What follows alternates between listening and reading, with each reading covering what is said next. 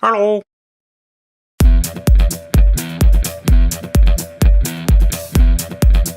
G'day, Owen here with another of my Mad Orky creations. This is actually what started everything off. I might have the wrong turret on there, but looking at the first bunch of Orky vehicles that I scratch built for Snaggertooth, this is the 3 Warbuggies. I think that's the first one, although I can't remember if that's the turret that went with the first one or if I've put the wrong turret on there, but it is still a big shooter. So these were scratch built when 8th edition 40k came out, and I got enthusiastic again for the first time in years. I wanted to do some orc building, make something cool, and I was thinking, well, I remember buying the original Warbuggy, the original plastic Warbuggy. Then I realised it's the current plastic Warbuggy, and it's been in production since 1996 or 7 or something, and oh my god, it looks so 2nd edition. Those of you who joined 40k after 3rd edition are wondering if 2nd edition orcs look different. Well, have a look at the guy driving the plastic Warbuggy. Yeah, they were smaller, they were more human shaped, they were very, very different.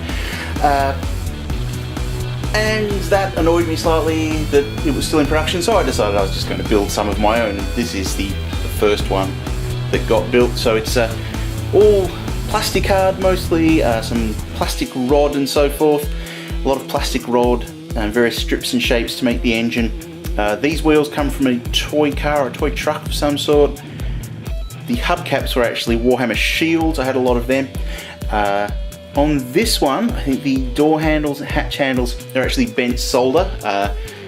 After I built this, I switched over to using bent plastic rod instead because it doesn't deform as badly. The solder tends to squish and squash a little bit when you're trying to manipulate it. And of course, on the back there, it's got Wazza because Wazza is Orky for speed. And tip it over underneath. Full chassis. The first thing I built was the chassis. So chassis, engine, radiator, exhaust system, those wheels and the differential back there, and the suspension, and then the body built on top of that. Now, I know a lot about cars, but it's mostly all history and body styling. I don't know very much about how they work, so this thing probably wouldn't work in reality. I've probably made some horrendous mistakes the car fellas will be able to point out to me. But there we go, nice underside detail. They all have fully detailed engines, and of course the turrets rotate. So this is number 2. Differences here, it's got an inline engine instead of a V engine. It's got the big exhausts at the back instead of underneath. Slightly different turret shape, obviously. They're all slightly differently shaped. The bodies are pretty similar. And these wheels here came from a model car kit instead of from a toy, so a bit more detailed. They've got the vinyl tyres that you get on American model car kits. And if we flip him over, again, underside detail, that there is actually some paper towel. I had these in a box wrapped in paper towel for protection, to transport them home from a convention up in Canberra, and they were left in a friend's car for a while. It's summer here in Australia, it's hot, and I think the vinyl softened up and actually stuck to the paper towel. It'll come off easily enough, I just haven't actually done anything about it yet. I completely forgot about it, and now I've embarrassed myself in front of the whole of YouTube by showing it.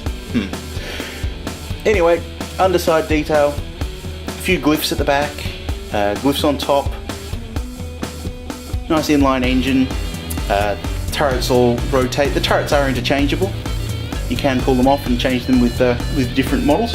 Okay, and this is the last one. This is the one with the rockets because, well, I felt like building rockets. I was a bit sick of building big shooters, thought I'd try something else out. This one's much, much wider than the others, partially because I built this wonderful big V8 sort of engine in here, which ended up being quite wide, and then I fitted these wheels, which actually come from, I think it was out of a Happy Meal. Bought it at the op shop. It was a monster truck, and these wheels are a lot wider, so this one's almost square.